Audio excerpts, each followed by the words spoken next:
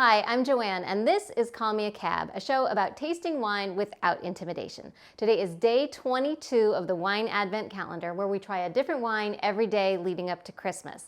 If you're new to the channel, welcome. Please don't forget to like and subscribe. If you've already subscribed, thank you and welcome back. Let's get started. Number 22.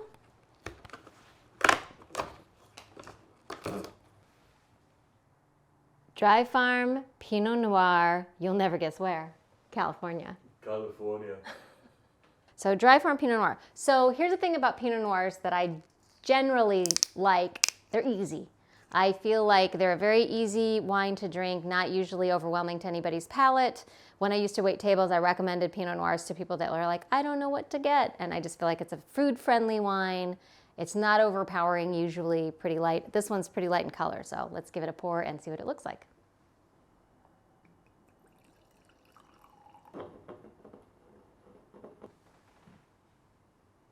It's like Jell-O. It looks like Jell-O. It's clear, like you can see through this, which is kind of a characteristic I feel that Pinot Noir usually has. It's a lighter red, and I don't necessarily mean lighter in color, but lighter in density. Very pretty color. This is the kind of stuff that as a kid made me think wine would taste like Kool-Aid, because it looks like Kool-Aid kind of.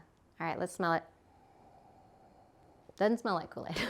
Does not smell like Kool-Aid. Okay, what does it smell like?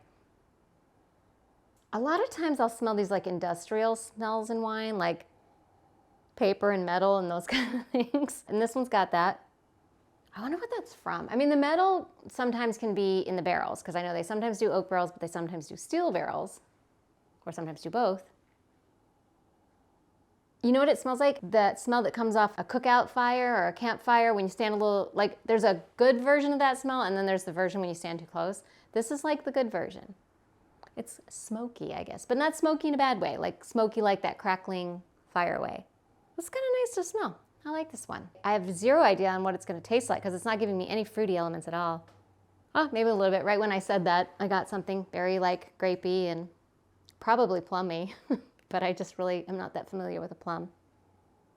All right, gonna give it a taste. Come on, Pinot.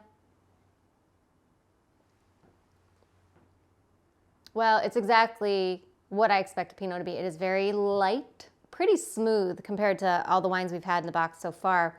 But it has this thing that I've had in a couple of the wines, and I don't know what this characteristic comes from, but it's a little inky. It's got this like, I don't think I've ever tasted ink, but I think, you know, when it's a kid, you smell markers a lot and you imagine what it would taste like. I think it tastes like what I imagine one of those magic markers would taste like. But that's not the overwhelming taste. It's like an underlying taste. But it's light, it's a little teensy bit tart. Oh, you know what? I'm gonna pair it with a grape. See if I can't get some balls on this thing. I don't know.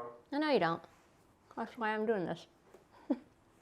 Technically, I don't know either. Gotta make it tart. Let's see what it does. Oh my God, I made it tart. But it did up the tannins, which I like that. All right, you know what? So what I'm gonna do, I'm gonna go the other way. I'm gonna try it with an olive and see what that does to it. Guesses? I think it'll work. Actually, I have no idea. That tastes so very salty. That makes me want a martini. Okay, now let's see what it did to the wine. Okay, well that brought like a sweetness back or a fruitiness back. So that's actually a pretty good pairing. So I would say this with any kind of salty foods or savory foods would be good. But yeah, maybe not with the sweets. That's pretty good. This is pretty good. I have to say, as the reds in the box have gone, this one's probably the most satisfying. I wouldn't say like, oh my God, I love it, but it's like it kind of is what I expected it to be, and it's lovely. Yeah. All right, cheers. See you guys tomorrow. I can't wait to toast with you, so call me a cab.